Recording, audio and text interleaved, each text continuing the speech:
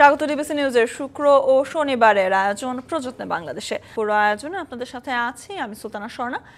জাতীয় সংসদ নির্বাচন বিলম্বিত করতে দেশে নৈরাজ্য সৃষ্টির ষড়যন্ত্র চলছে, এমনটাই উল্লেখ করে সবাইকে সতর্ক থাকার আজ আহ্বান জানিয়েছেন বিএনপি মহাসচিব মির্জা ফখরুল ইসলাম আলমগীর। এমন প্রেক্ষাপটে আমরা আজ আলোচনা করছি নির্বাচন পেছাতে নৈরাজ্যের চেষ্টা কতটুকু সত্যি সে প্রসঙ্গে, এবং এ নিয়ে আলোচনা করতে আজ আমাদের সাথে স্টুডিওতে উপস্থিত রয়েছেন বিএনপির যুগ্ম মহাসচিব সৈয়দ ইমরান সালেহ প্রিন্স এবং আমাদের সাথে রয়েছেন গণসংহতি আন্দোলনের প্রধান সমন্বয়কারী জোনায়েদ সাকি। প্রথমেই স্বাগত জানাতে চাই আপনাদের দুজনকেই। এবং আজকের আসলে আলোচনাটার নির্বাচন পেছাতে নৈরাজ্যের যে চেষ্টা অভিযোগ করেছেন বিএনপি মহাসচিব, আমরা সেই প্রসঙ্গ নিয়েই আসলে বলতে চাই। প্রথমেই যদি প্রিন্স ভাই আপনার কাছে আমি আর যদি আসি, আপনি আসলে কতটুকু একমত মহাসচিবের এই বক্তব্যের সাথে? এখানে মহাসচিবের বক্তব্যের সাথে একমত না হওয়ার তো কোনো সুযোগ নাই। তো উনি তো যে কথাটা বলেছেন এটা বাস্তবতার আলোকেই তিনি কথাটা বলেছেন। দেখুন, যে গত 15 বছর আমরা যে সকলে মিলে আওয়ামী দুঃশাসনের বিরুদ্ধে আমরা লড়াই করেছি, সংগ্রাম করেছি একটি নির্দলীয় নিরপেক্ষ তত্ত্বাবধায়ক সরকারের অধীনে গ্রহণযোগ্য নির্বাচনের দাবিতে, এবং সেই আন্দোলন করতে গিয়ে দীর্ঘ পথ পরিক্রমায় আমাদের দমন নিপীড়নকে উপেক্ষা করেই এগুলো করতে হয়েছে। তারপর সর্বোপরি আপনার ধরেন এর মধ্যে আপনার প্রহসনের নির্বাচন হয়ে গেল, আমি জামিন নির্বাচন, তারপরে আপনার ছাত্রদের আপনার শিক্ষার্থীদের যে আন্দোলন, কোটা বিরোধী আন্দোলন থেকে এক দফার আন্দোলন আবার আসলো, এবং তার পরিপ্রেক্ষিতে শেখ হাসিনার ফ্যাসিবাদী শাসনের অবসান, তারপরে আমরা আবার নতুন করে গণতন্ত্রের পথে যাত্রা শুরু করলাম। এই গণতন্ত্র পথে যাত্রাটা একটু ভিন্ন, অন্যান্য সময়ের থেকে একটু ভিন্ন এজন্যই যে একটা ফ্যাসিবাদ দীর্ঘদিন এই দেশের জনগণের কাঁধের উপর চেপে বসেছিল, এবং যে কারণে অন্যান্য মানে শাসনের পরে যে নির্বাচনটা হয় একটা সরকারের অবসানের পরে 3 মাসের মধ্যেই সাধারণত নির্বাচনগুলো হয়েছে। কিন্তু এইবারই প্রথম আমরা সকলে মিলে সিদ্ধান্ত নিয়ে সরকারকে একটা যৌক্তিক সময় দেওয়ার সিদ্ধান্ত নিয়েছিলাম, যে যাতে এই আওয়ামী লীগ যে গত 15 বছরে দুঃশাসন কায়েম করতে গিয়ে কর্তৃত্ববাদী শাসন অধীনে যে সব কিছু তছনছ করে দিয়েছিল, ভেঙে চুরমার করে দিয়েছিল, কিছু সংস্কার করে নির্বাচনে না যাওয়াটা মানে ঠিক হতো না। সেই কারণে আমরা নির্বাচনকালীন যে কিছু সংস্কারগুলো অতি প্রয়োজনীয় যে সংস্কার, সেটা আমরা আশা করেছিলাম সরকার ঐক্যমতের ভিত্তিতে এর মধ্যেই করে ফেলবে, এবং বিশেষ করে নির্বাচনকে গ্রহণযোগ্য করার জন্য বা জনগণ যাতে ভোট দিতে পারে, দেশের মালিকানাটা যেন তারা আবার নবায়ন করার ক্ষেত্রে তারা যেন একটা কোনো প্রতিবন্ধকতার সম্মুখীন না হয়, সেই কারণে নির্বাচনকালীন যে সংস্কারগুলো হওয়া প্রয়োজন ছিল সেটা করে আমরা একটা নির্বাচনের দিকে যাব, সেটা সবাই মোটামুটি আমরা একমত ছিলাম। কিন্তু যতই দিন যাচ্ছে আমরা একটু আশাহতই হচ্ছি যে সেই সংস্কারের লক্ষ্যে বাস্তব ভিত্তিক যে পদক্ষেপগুলো মানে দৃশ্যমান হওয়ার এর মধ্যে দরকার ছিল সেগুলো দৃশ্যমান তো হয়ই নাই, বরঞ্চ নতুন নতুন কিছু বক্তব্য নন ইস্যুকে ইস্যু বানানো, কিংবা বাস্তবতা বিবর্জিত কিছু ইস্যু নিয়ে আসা, কিংবা ধরেন যেগুলির সাথে জনসম্পৃক্ততা নাই সেসব ইস্যুগুলোকে মুখ্য ইস্যু হিসাবে সামনে নিয়ে এসে আপনার মাঝে মধ্যেই নৈরাজ্য সৃষ্টি, বিশৃঙ্খলা সৃষ্টি বা অহেতুক একটা উত্তেজনা সৃষ্টি করে একটা পরিবেশ নষ্ট করার কিন্তু একটা আমরা পরিকল্পনা কিংবা একটা মানে পদধ্বনি আমরা কিন্তু দেখতে পাচ্ছি। সেই থেকেই হয়তো আমাদের মহাসচিব মির্জা ফখরুল ইসলাম আলমগীর অত্যন্ত বিদগ্ধ একজন রাজনীতিবিদ, অত্যন্ত অভিজ্ঞতা সম্পন্ন এবং খুবই দূরদৃষ্টি সম্পন্ন একজন রাজনীতিবিদ। তো উনি সেইটার আলোকেই এই কথাগুলো বলেছেন যে আসলে এই নির্বাচনকে পেছানোর জন্যই একটা অহেতুক একটা নৈরাজ্য সৃষ্টির একটা পরিকল্পনা কিন্তু চলছে। তো এখন জনগণের কি প্রত্যাশা, একটা দেশের সার্বিক কল্যাণের জন্য, যেহেতু একটা ফ্যাসিবাদের শাসন অবসান হয়েছে, জনগণের তো একটা আকাঙ্ক্ষা আছেই। সেই আকাঙ্ক্ষাটা হচ্ছে আমরা যে মুক্তিযুদ্ধের যে চেতনার যে বিষয়গুলো ছিল বা মূল আকাঙ্ক্ষা ছিল, সাম্য, মানবিক মর্যাদা কিংবা একটা ন্যায়ভিত্তিক যে একটা রাষ্ট্র প্রতিষ্ঠা করা, বৈষম্যহীন রাষ্ট্র প্রতিষ্ঠা করা, সেই জিনিসটা কিন্তু আবার সামনে চলে এসছে। এবং সে কারণেই আমরা সকল রাজনৈতিক দল মিলে আমরা আওয়ামী লীগের রক্তচক্ষুকে উপেক্ষা করে আমরা কিন্তু রাষ্ট্র সংস্কারের 31 দফা জাতির সামনে উপস্থাপন করেছি। এবং সকল দল মিলেই কিন্তু আমরা বলেছি এর বাইরেও যদি আরও ভালো কিছু সংস্কারের প্রস্তাব থাকে সেগুলো আমরা সাদরে গ্রহণ করতে প্রস্তুত। কিন্তু সেগুলি তো সব সংস্কার আপনার অন্তর্বর্তীকালীন সরকার তো করতে পারবে না, ইচ্ছা করলে করতে পারবে না। গায়ের জোরে কথা বলে কিন্তু আসলে বাস্তবতাকে অস্বীকার করা যাবে না। এই জন্যই আমরা বলেছি যে অতি প্রয়োজনীয় নির্বাচনমুখী যে সংস্কার সেগুলো শেষ করা উচিত। অন্য সংস্কারের যদি আলোচনা হতে পারতো, এতদিনে তো অনেক কিছু হতে পারতো। ডে ওয়ান থেকেই 1 মিনিট সময় নষ্ট না করে যদি আমরা কাজগুলো করতে পারতাম, এই আগে এইটা না হলে ওটা হবে না, ওটা না হলে এটা হবে না, এই কথাগুলো না বলে আমরা যদি দীর্ঘসূত্রিতা না করে আমরা সকলে মিলে, রাজনীতিবিদরাই তো আসলে স্টেক হোল্ডার, রাজনৈতিক দলগুলো সকলে মিলে সরকারের সাথে আমরা মিলেমিশে যদি সংস্কারের কাজগুলো এগিয়ে নিতে পারতাম, এতদিনে আমার দৃঢ় বিশ্বাস, এখানে সাকিব ভাই আছেন অত্যন্ত সিনিয়র পলিটিশিয়ান, উনি নিশ্চয়ই আমার সাথে একমত হবেন, তো এতদিনে আমরা কিন্তু অনেক সংস্কার একমত হয়ে যেতে পারতাম। কিন্তু আজকে এই যে দীর্ঘসূত্রিতা কেন যেন আমাদেরকে পেছনের দিকে ঠেলে দিচ্ছে এবং জনগণ কিন্তু একটা মানে আশাহত হচ্ছে যে আসলে নির্বাচিত সরকার না হলে দেশে কিন্তু স্থিতিশীলতা আসবে না। ব্যবসা বাণিজ্য, আইন শৃঙ্খলা কিংবা ধরেন সমাজে শান্তি শৃঙ্খলা এগুলি কিন্তু নিয়ন্ত্রণে আসবে না, এটাই বাস্তবতা।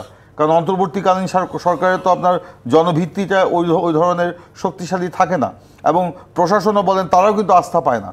একটা নির্বাচিত সরকার আসলে কিন্তু সেগুলো হবে, কিন্তু নির্বাচিত সরকারের যদি কোনো মানে নিশানা কেউ যদি খুঁজে না পায়, যদি দিক নির্দেশনা না পায় যে অমুক তারিখে নির্বাচন হবে, তাহলে কিন্তু সবাই একটা গা ঝাড়া দিয়ে উঠে একটা দিকে যাওয়া যায়। কিন্তু ওইটা না করে আমরা এই যে যদি প্রতিদিনই নতুন নতুন কথা আমরা বলতে থাকি, নতুন নতুন আমরা ইস্যুগুলি নিয়ে আসতে থাকি, তাহলে কিন্তু সবাই আপনার একটা মানে হাবুডুবু খাবে একটা ইয়ের মধ্যে। এগুলো নিশ্চয় হওয়া উচিত না। জি অবশ্যই। জোনাস সাকি, আপনার কাছে আসলে একই প্রশ্ন ছুটতে চাই।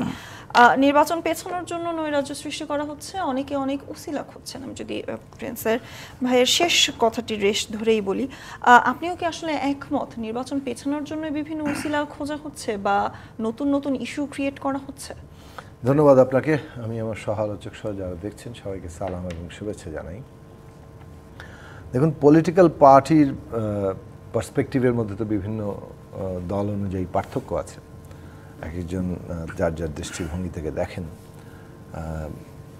এখন বাস্তবত যেটা আমরা দেখতে পাচ্ছি যে নবগঠিত এনসিপি নাগরিক পার্টির পক্ষ থেকে অনেকেই বলছেন যে সংস্কার এবং বিচারের আগে কোনো নির্বাচন নিয়ে কথা বলা যাবে না। সেটাকে কেউ যদি নির্বাচন গুরুত্বহীন করার কিংবা পিছিয়ে দেওয়ার কিংবা প্রলম্বিত করার একটা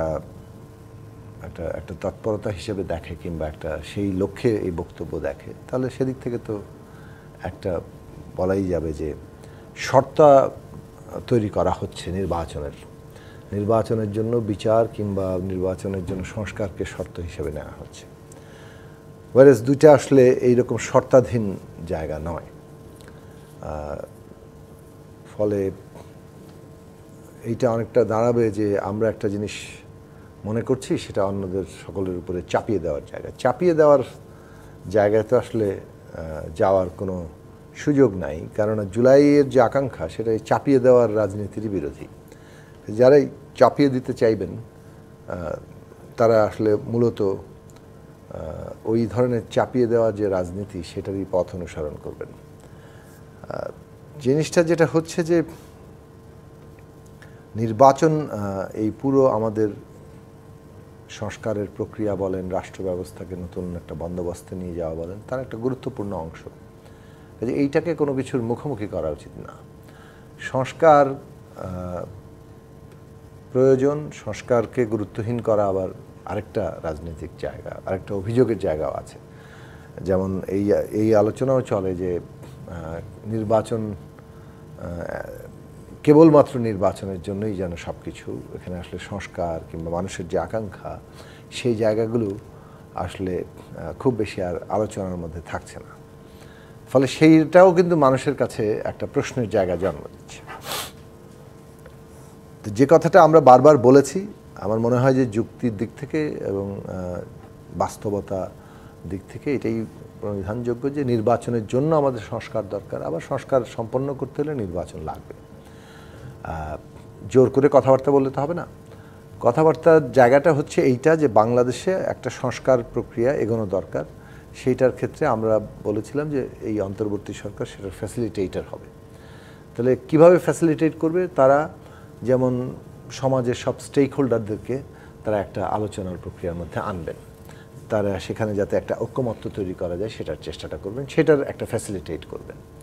এখন এখানে রাজনৈতিক দল আছে, শ্রেণী পেশার সংগঠনগুলো আছে, শিক্ষার্থীদের প্রতিনিধিরা আছে, এমনকি সিভিল সোসাইটির বিভিন্ন প্রতিনিধিরা আছে। যেটা এখন ঘটছে, যেমন ধরেন বিভিন্ন কমিশনগুলো, এমনকি ঐক্যমত্য কমিশন, তারা কিন্তু কেবলমাত্র পলিটিক্যাল পার্টির সাথে আলোচনা করছেন, অন্যান্য শ্রেণী পেশার সংগঠনের সাথে কিংবা সিভিল সোসাইটির সাথে এই ধরনের আলোচনাগুলো এখন পর্যন্ত তাদের উদ্যোগ থেকে অন্তত প্রকাশ্যে আমরা দেখিনি।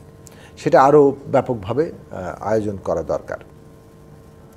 এখন এই সব পক্ষগুলোর মতামতের জায়গা থেকে যে সব প্রশ্নে আমরা ঐক্যমত্য হব সেইগুলোই তো আমাদের জাতীয় সনদ। মানে যেসব প্রশ্নে ঐক্যমত্য নাই, এটা আপনি সমাধানটা কিভাবে করবেন? একটা রাস্তা হচ্ছে নির্বাচনে যাওয়া। তো এখন যেসব প্রশ্নে ঐক্যমত্য আছে সেইটাকে আপাতত ন্যাশনাল চার্টার হিসেবে নেওয়া। যেসব প্রশ্নে ঐক্যমত্য হয়নি কিন্তু কিছু কিছু প্রশ্নে আংশিক ঐক্যমত্য আছে, সেগুলো নিয়ে আরও বেশি আলাপ আলোচনা করা, যাতে করে কিছু কিছু বিষয়ে আরও একমত হওয়া যায়। এই পুরো প্রক্রিয়াটাই ঐক্যমত্য কমিশন করবেন এবং এটার জন্য তাদের সম্ভবত সময়সীমা একটা ঠিক করা আছে, আগামী সম্ভবত জুন কিংবা জুলাই এরকম সময়। তো সুতরাং এই যে তাদের সময়, এই সময়ের মধ্যে তারা আলাপ আলোচনা করে সর্বসম্মত যে প্রশ্নগুলো সেটাগুলোকে একটা জাতীয় সনদ আকারে আগামী নির্বাচনের পরে এগুলো যাতে সবাই র্যাটিফাই করে, বাস্তবায়ন করে, সম্পন্ন হয়, সেইটার ব্যাপারে অঙ্গীকার করবে। কতদিনের মধ্যে বাস্তবায়ন হবে সেটারও একটা অঙ্গীকারনামা থাকা দরকার এবং এটার একটা অর্ডিন্যান্সও হতে পারে, ন্যাশনাল চার্টার অর্ডিন্যান্স, জাতীয় সনদ একটা আইন হতে পারে। এই জায়গা থেকেই আমরা একটা প্রসেস হতে পারি। ঠিক আছে, এখন এখানে দুটো অংশ আছে। এই যে জাতীয় সনদের দুটো অংশ পরিষ্কার থাকবে। একটা অংশ হচ্ছে যেগুলো নির্বাহী আদেশেই করা যাবে, এটা চিফ অ্যাডভাইজার চাইলে করে ফেলবেন, র্যাটিফাই করতে হবে পরের গভর্নমেন্টকে। আরেকটা অংশ হচ্ছে সংবিধান পরিবর্তন, ওইটা তো আপনার সংসদ লাগবে। এখন সংবিধান পরিবর্তনের একটা প্রস্তাব আছে যে আগে গণভোট দিয়ে করা যায় কিনা, সেটা ঠিক জনপ্রতিনিধিত্বের পুরো জায়গাটা হবে না। এটার জন্য যে ধরনের কনস্টিটিউশন ফর্ম করতে কনস্টিটিউয়েন্ট অ্যাসেম্বলি লাগে, তো এখন সেইটা বাংলাদেশে আবার আমরা বলেছি যে আমাদের দিক থেকে আমরা কনস্টিটিউয়েন্ট অ্যাসেম্বলির জায়গায় আমরা বলছি কনস্টিটিউশন রিফর্ম অ্যাসেম্বলি করার, কারণ আমরা রিফর্মই তো করতে লক্ষ্য স্থাপন করেছি। আমরা তো একটা নতুন সংবিধান করার লক্ষ্য এখন মানে স্থির করা হয়নি। এখন কেউ নতুন সংবিধানের লক্ষ্য স্থির করতে পারে মানে দলীয়ভাবে, এবং তারা জনগণের কাছে যেতে পারে। জনগণ যদি তাদেরকে কি বলে জয়ী করে এবং সংখ্যাগরিষ্ঠতা দেয়, তাহলে ডেফিনেটলি তারা সেদিকে যেতে পারে। কিন্তু এই মুহূর্তে যেটা সবচেয়ে বেশি কনসেনসাস যে জায়গায়, সেটা হচ্ছে কনস্টিটিউশনকে রিফর্ম করা, কিন্তু মৌলিকভাবে রিফর্ম করা। অনেক মৌলিক সংস্কারের প্রস্তাব আছে। কাজে এই মৌলিক সংস্কারের প্রস্তাবটা এইটা আসলে একটা সাধারণ অ্যামেন্ডমেন্ট না। ফলে বিএনপির প্রস্তাব যে অ্যামেন্ডমেন্টের প্রস্তাব, সেই প্রস্তাবের সাথে আমাদের একটা ফারাক। এটা আমাদের যুগপৎ আন্দোলনের সময়কালীন সময় থেকে ছিল। 28শে যখন জুলাই আমরা এক দফা এবং 31 দফা প্রকাশ করি, বিএনপি 29 তারিখ 31 দফা প্রকাশ করে, এক দফা 28 তারিখ আমরা সবাই করেছি, বিএনপি অবশ্যই করেছে, বিএনপি সহ সব যুগপৎ আন্দোলনের সব শরীররা। সেখানে আমরা 28 তারিখ কিন্তু আমাদের দিক থেকে এই প্রস্তাব, আমাদের দলের দিক থেকে স্পষ্টভাবে আমরা বলেছি সংবিধান সংস্কার, আগামী নির্বাচন হবে সংবিধান সংস্কার সভা নির্বাচন। মানে এটা দুটো কাজ করবে, একটা হচ্ছে গভর্নমেন্ট ফর্ম করবে, আরেকটা হচ্ছে সংবিধান সংস্কারের জন্য, যেহেতু এটা অনেক মৌলিক সংস্কার করতে হবে, এটা জনগণের ম্যান্ডেট নেবে। এটা কেবল অ্যামেন্ডমেন্ট না যে 2/3 মেজরিটি আছে আপনি একটা অ্যামেন্ডমেন্ট করলেন। এইটা জনগণের ম্যান্ডেট নেওয়া মানে হচ্ছে, যেমন কনস্টিটিউয়েন্ট অ্যাসেম্বলি কি করে, জনগণ ম্যান্ডেট দেয় যে এই সংসদ একটি নতুন সংবিধান লেখার অধিকার পাচ্ছে, তেমনি আগামী সংসদটাকে জনগণ অধিকার দিবে এই সংবিধানের এই মৌলিক সংস্কার করার জন্য। কোনগুলো? যেগুলো আমরা অলরেডি ঐক্যমত্য হয়েছি। বাকিগুলো নিয়ে জনমত চলবে এবং ইলেকশনে যে দল জিতবে সেটা করবে। এখন এটা বলতে পারেন যে ভাই বিএনপি বড় দল, বিএনপি মানে সুবিধা পেয়ে যাচ্ছে কিনা অনেকে, কিন্তু যেটা আপনার রুলস সেটা তো ফলো করতে হবে। আরেকটা রাস্তা আছে বিপ্লব, মানে যারা অনেকে মনে করেন যে বিপ্লব করে এই প্রক্রিয়াটার সবগুলোকে মানে বাইপাস করে একটা বিপ্লবী পরিবর্তনের দিকে যাওয়া, যার কিছু কিছু ইতিহাস আছে, কিন্তু সেটা তো শক্তি ভারসাম্যের উপর নির্ভরশীল। সে বিপ্লবটাও তো একটা মানে বিপ্লবটা ঘটে যখন ওই কোরিলেশন অফ ফোর্সেস এটাকে বলে, মানে শক্তির যে সহসম্পর্ক, সেইখান থেকে আপনার মানে ওই রাজনৈতিক শেষ পর্যন্ত ক্ষমতাটা কোথায় যেয়ে দাঁড়াবে সেটা বেরিয়ে আসে। কাজে এখন যেভাবে আছে আমরা কালেকটিভলি লড়াই করেছি এবং এমন এক ধরনের ব্যালেন্সের মধ্যে আছি যে ব্যালেন্সের মধ্যে কোনো একক দল পুরোটার উপর কর্তৃত্ব কায়েম করে নেই। ফলে যদি আমরা মনে করি যে না আমার কথা অনুযায়ী সব চলতে হবে, তাহলে এটা ভুল পথ হবে। এইখানে কনসেনসাস বিল্ডিং হচ্ছে পদ্ধতি। সে কারণে আমরা বলছি ন্যূনতম জাতীয় ঐক্যমত্য হচ্ছে এখনকার রাষ্ট্র ব্যবস্থার রূপান্তরের, গণতান্ত্রিক উত্তরণের এই ঐতিহাসিক পর্বের মূল পদ্ধতি। এর অধীনে আমাদের প্রতিযোগিতা থাকবে, প্রতিযোগিতারই ফল হচ্ছে এই যে এই জায়গাগুলো। আমরা আবারও আলোচনায় আমরা বলতে চাইছি যে প্রতিযোগিতা যাতে জাতীয় ঐক্যমত্যকে ছাপিয়ে না যেতে পারে, দেশটাকে নৈরাজ্যের মধ্যে। অবশ্যই আমরা এই পর্যায়ে নিতে চাই ছোট্ট একটি বিরতির পর আবারও ফিরে আসছে, সাথেই থাকুন। আবারও স্বাগত প্রযত্নে বাংলাদেশে, এবং আজ আমরা আলোচনা করছি নির্বাচন পেছাতে নৈরাজ্যের চেষ্টা কতটুকু সত্যি সে প্রসঙ্গে, এবং এ নিয়ে আলোচনা করতে আমাদের সাথে স্টুডিওতে রয়েছেন বিএনপির যুগ্ম মহাসচিব সৈয়দ এমরান সালেহ প্রিন্স, এবং আমাদের সাথে রয়েছেন গণসংহতি আন্দোলনের প্রধান সমন্বয়কারী জোনায়েদ সাকি। আবারও স্বাগত জানাতে চাই আপনাদের দুজনকেই। এবং এ পর্যায়ে আসলে নির্বাচন পেছাতে নৈরাজ্যের যে চেষ্টার কথা নিয়ে আমরা আলোচনা করছিলাম, সেক্ষেত্রে গণপরিষদ নির্বাচনের কথা কিন্তু চলেই আসে।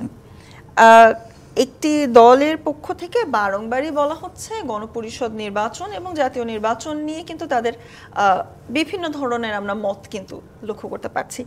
সেটি নিয়ে আসলে এমরান সালেহ প্রিন্স আপনার কাছে জানতে চাই, তাদের এই মত আসলে কতটুকু মানে নির্বাচন কমিশন কিংবা জনগণের পক্ষে তাদের সাথে দাঁড়িয়ে এই গণপরিষদ নির্বাচনের যে তাদের পরিকল্পনা, সেই পরিকল্পনাটা কি মনে হয় না যে জাতীয় নির্বাচনকে আরো পিছিয়ে দেওয়ার একটি প্রচেষ্টার মতনই মনে হয়, নাকি দুটো প্যারালালি আমার চলতে পারে একসাথে?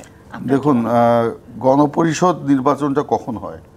যখন দেশ নতুন একটা দেশ আবির্ভাব ঘটে, স্বাধীন হয়, দেশের তখন কোনো সংবিধান থাকে না, তখন একটা গণপরিষদ গঠন করা হয়। এটা অনির্বাচিত হতে পারে, নির্বাচিত হতে পারে।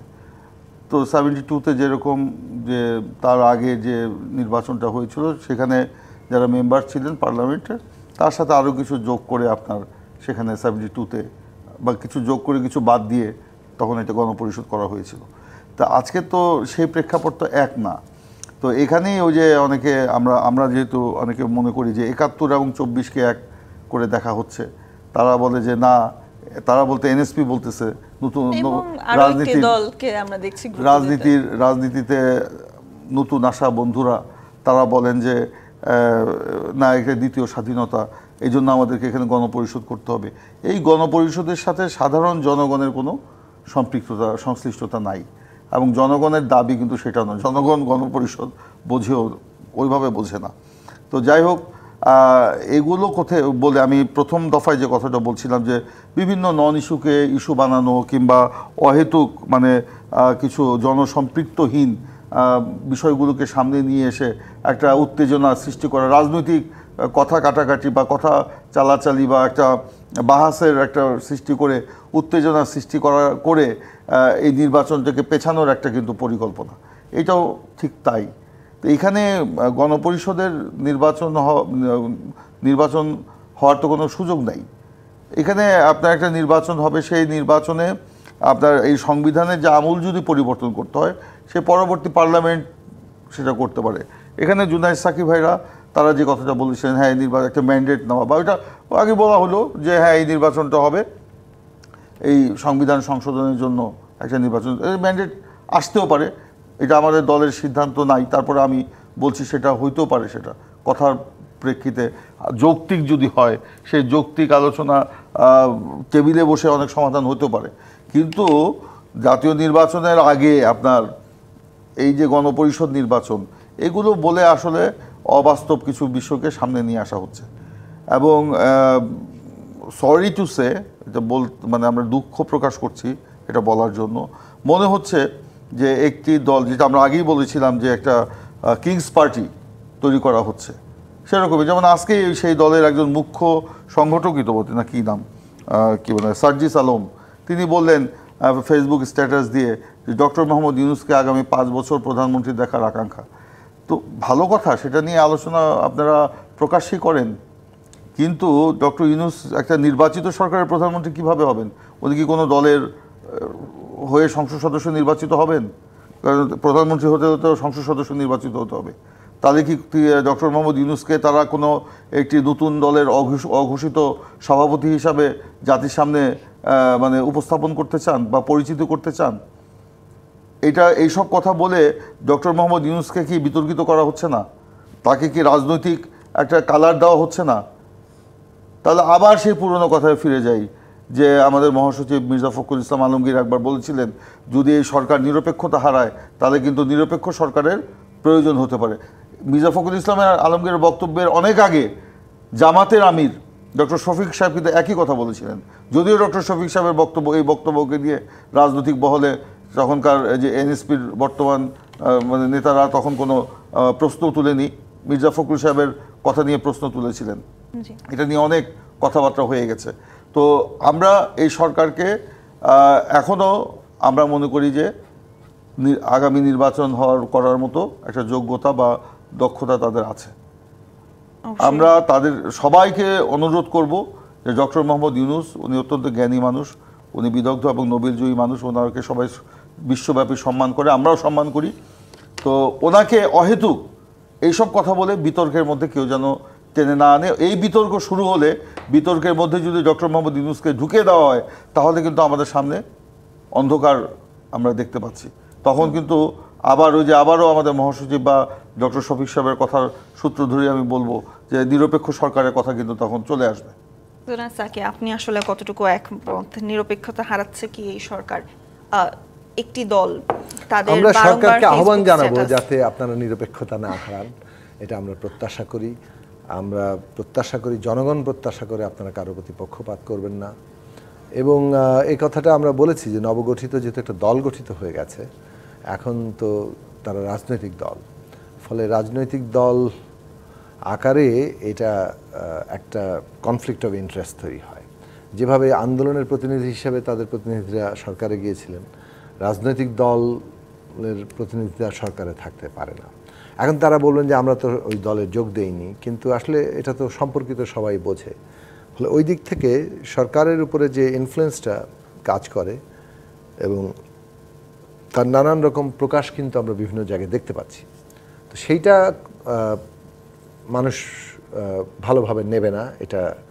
এটা বলতে পারেন যে একটা বন্ধু প্রতিম সতর্ক বার্তা। আর এইটা আরেকটা দিক হচ্ছে যে ধরুন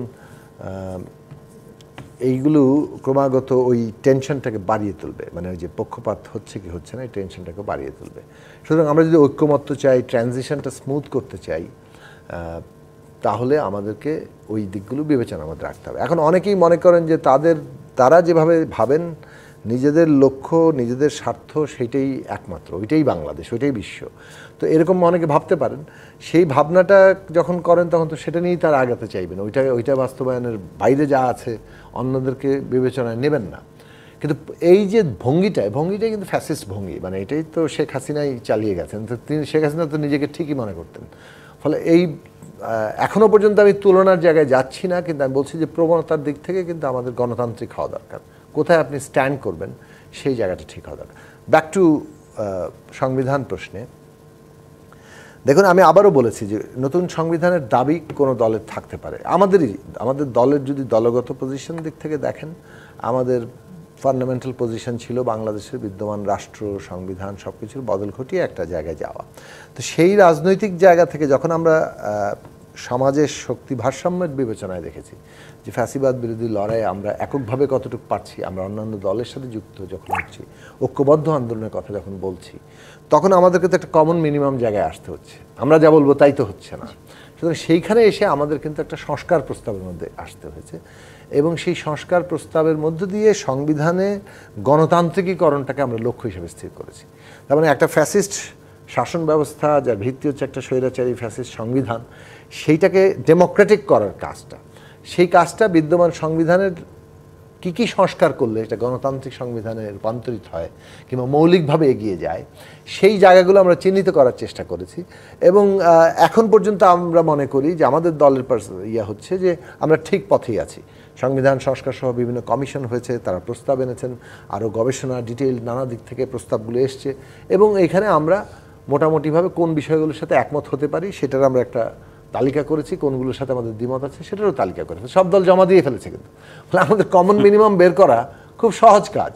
এখন কমন মিনিমাম বেরিয়ে গেলেই এটাই যেহেতু সংস্কার, সেহেতু সংস্কারটাই আমরা আগামীতে করব। নতুন সংবিধান যারা চান, যেমন আমাদের দলও চাইতে পারে, অন্য দলও চাইতে পারে, তারা জনমত সংগঠিত করে সংখ্যাগরিষ্ঠতা লাভ করলে সেটা করবেন। কিন্তু কনসেনসাস যদি আপনার পদ্ধতি হয়, তাহলে আপনাকে এখানে সংস্কারকেই নিতে হচ্ছে। তাহলে এখন আপনি আগামী সংসদটা কি নির্বাচন হবে?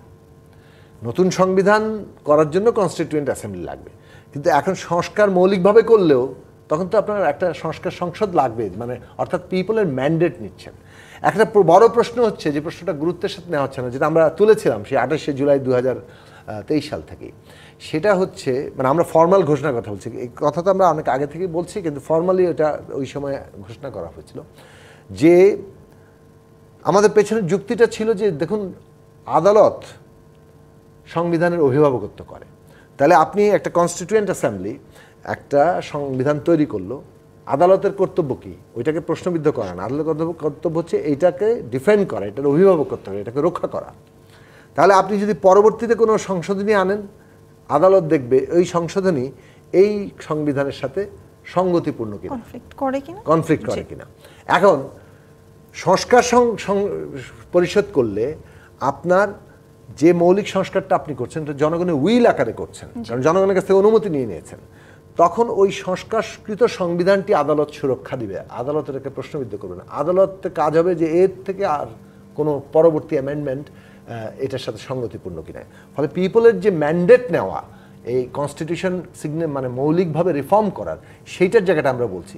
এই অ্যামেন্ডমেন্টের সাথে এই যে মৌলিক সংস্কারের জনগণের ম্যান্ডেট নেওয়ার পার্থক্য আছে, আবার এটা নতুন সংবিধানের সাথেও পার্থক্য আছে। ফলে এটা একটা মাঝখানের জায়গা, যেটা বিএনপির দিক থেকে বিএনপির অবস্থান বদল ঘটাতে পারে, এমনকি অন্যদের অবস্থান যারা কনস্টিটিউয়েন্ট অ্যাসেম্বলি চাচ্ছে তারাও বদল ঘটাতে পারে, বরং আমরা আমাদের একটা সাধারণ জাতীয় লক্ষ্যের একটা ঐক্যবিন্দুতে পৌঁছাতে পারি। একটা জাস্ট পয়েন্ট খেয়াল করিয়ে দিব, এই যে আদালত ত্রয়োদশ সংশোধনী বাতিল করে দিল, পঞ্চদশ সংশোধনী আসলো, আবার বর্তমান সময় আদালত পঞ্চদশ সংশোধনী বাতিল করে দিয়েছে। এখন আমরা যদি অ্যামেন্ডমেন্ট আনি, তাহলে দেখা যেতে পারে অষ্টাদশ সংশোধনী হবে, তো সেটাও আবার বাতিল হয়ে যেতে পারে। ফলে এটা যাতে বাতিলযোগ্য না হয়, আসলে আমরা আলোচনায় আবারও ফিরে আসবো। তবে তার আগে নিতে চাই আরো একটি বিরতি। প্রযুক্ত বাংলাদেশের সময় হলো আরেকটি বিরতির সাথেই থাকুন। আবারও স্বাগত জানাচ্ছি প্রযুক্তে বাংলাদেশে, এবং আমরা আজ আলোচনা করছি নির্বাচন পেছাতে নৈরাজ্যের যে চেষ্টা চলছে সেটি কতটুকু সত্যি সে প্রসঙ্গে। এবং এবারও খুব ছোট করে আসলে জানতে চাই ইমরান সালেহ প্রিন্স আপনার কাছে, যে নৈরাজ্য সৃষ্টি করা হচ্ছে নির্বাচন পেছাতে, তবে এই নৈরাজ্য আসলে কারা সৃষ্টি করছে, আপনার কি অভিমত? খুব ছোট করে আসলে জানতে চাই। আসলে কারা সৃষ্টি করছে এটা বলা, বিভিন্ন ক্ষেত্রে মব কালচার কিন্তু আবারও দেখতে পাচ্ছি, সব মিলিয়ে আসলে জানতে চাই। আপনি দেখেন, সেই আগের জায়গায় যদি ফিরে যাই, একটা নির্বাচিত সরকারের অনুপস্থিতিতে এগুলো হবেই।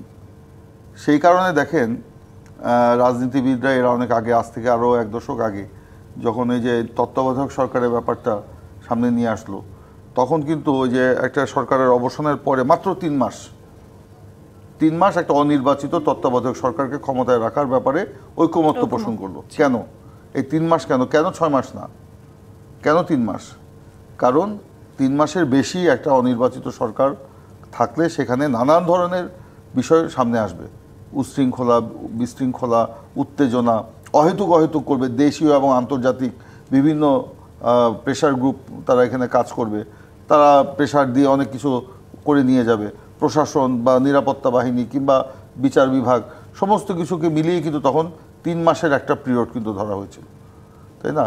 তো আজকে 3 মাসের পিরিয়ডে তখন দেখতেন শুধুমাত্র তাদের কাজ ছিল একটি নিরপেক্ষ নির্বাচন আয়োজন করা, নির্বাচনের লক্ষ্যে সব কিছু করা, বাকি কাজটা রুটিন ওয়ার্ক করা। কিন্তু একটা সরকার যখন, অনির্বাচিত সরকার যখন নির্দিষ্ট সময়সীমা থাকবে না, তার 3 মাসের জায়গায় 6 মাস বা 1 বছর বা 1.5 বছর হবে, তখনই কিন্তু এই বিষয়গুলো সামনে আসবে। এটাকে নিয়ন্ত্রণ করা কিংবা এটাকে আপনার কি বলে বাধা দেওয়া কিংবা এগুলিকে সরিয়ে রাখার জন্য যে তার দক্ষতার প্রয়োজন, সেটা অন্তর্বর্তীকালীন সরকার কিংবা আপনার এই তত্ত্বাবধায়ক সরকারে সেটা থাকে না। এখন আপনি কতদিন একটা আনসাররা বিদ্রোহ করবে, আপনার ছাত্রদেরকে পাঠিয়ে দিবেন সেটাকে উচ্ছেদ করার জন্য। একটা মানে প্রাথমিক শিক্ষকরা আন্দোলন করবে, সেখানে আপনার ছাত্ররা চলে যাচ্ছে তাদেরকে উচ্ছেদ করার জন্য। এটা তো, এই কালচারটা তো সঠিক না। তাদের দাবি দেওয়া থাকতে পারে, যৌক্তিকতা থাকতে পারে, কিন্তু সেগুলোকে তো আপনি ঠিক করতে হবে। যখনই আপনি এই জিনিসটাকে পাঠিয়ে দিবেন এগুলোকে ঠিক করার মানে উচ্ছেদ করার জন্য বা করার জন্য, তখনই কিন্তু তাদের মধ্যে যাদেরকে আপনি পাঠাচ্ছেন তাদের মধ্যে একটা চলে আসবে যে আমরাই তো সবকিছু করছি। সেই কারণেই আমরা বলছি, একটা শেষ করি এক লাইনে, যে এখানে এগুলো করলে এই সময়টা যদি অনির্ধারিত থাকে তাহলে কিন্তু এইগুলো থাকবে। যেহেতু সেই জন্যই যত দ্রুত সম্ভব নির্বাচনটা করে নির্বাচিত সরকারের হাতে ক্ষমতা দিয়ে, এবং যেটা জুনায়েদ সাকি বলছে একটা চার্টার হতে পারে, সব রাজনৈতিক দলগুলো স্বাক্ষর করবে, সেখানে পরবর্তী সরকার সেটা বাস্তবায়ন করবে। জুনায়েদ সাকি আসলে সেই ক্ষেত্রে ছাত্রদের পাঠানোর কথা বারংবার বলছেন। মব কালচারের ক্ষেত্রে আসলে বিভিন্ন ক্ষেত্রে যদি বলি, রাজনৈতিক দলের কর্মীরা তো আর বর্তমানে এমন পরিস্থিতি সামাল করা তাদের পক্ষে সম্ভব না। কারণ কেউ প্ল্যাকার্ড হাতে দাঁড়ালো বা যমুনা অভিমুখে গেল, সেটা তো কোনো রাজনৈতিক দলের কর্মীদের পক্ষে আসলে ঠেকানো সম্ভব না, যদি এই শব্দটা ব্যবহার করি। সেক্ষেত্রে আসলে নৈরাজ্য সৃষ্টির কথা বারংবারই আসছে। খুব ছোট করে জানতে চাই, কারা সৃষ্টি করছে এবং কেন সৃষ্টি করার চেষ্টা করছে? খুব ছোট করে 1 মিনিটে। দেখুন, নৈরাজ্য সৃষ্টির একটা বড় জায়গা হচ্ছে যেটা মানে উদ্দেশ্যহীন কতগুলো মানে সমস্যা। যেমন ধরুন মব আক্রমণ, আপনি যে মাজার ভেঙে দিলেন, কিংবা বিরোধী কিংবা আপনার সাথে কোনো না কোনোভাবে একটা বিরোধী পক্ষের রাজনীতি কর্মী আপনার সাথে বনিবনা হচ্ছে না, সেখানে একটা মব আক্রমণ করলেন, নারীর উপরে একটা আক্রমণ হলো, অথবা তাদের নিরাপত্তাহীনতা সৃষ্টি হতে থাকলো, কিংবা ধরুন ধর্মীয় জাতিগত পরিচয়ের দিক থেকে যারা সংখ্যায় কম তাদের উপরে হামলা হচ্ছে। এগুলো আমি মনে করি যে সুস্পষ্টভাবে এটা বাংলাদেশের বিরুদ্ধে একটা কাজ। এবং যেহেতু ভারতীয় মিডিয়া নির্লজ্জভাবে তার একটা উল্লেখযোগ্য অংশ অত্যন্ত ন্যাক্কারজনক সমস্ত মানে তথ্য সংবাদের নামে মিথ্যা গুজব সব প্রচার করছে। লাস্ট কথা বলি, তার মানে এটাকেই সাহায্য করছে। আরেকটা জিনিস হচ্ছে যে রাজনৈতিক দিক থেকে আপনি আসলে মানে এই যে নানানভাবে একটা প্রতিযোগিতা করতে চাইছেন, সেই প্রতিযোগিতা থেকে আপনি কতগুলো উদ্দেশ্য সাধন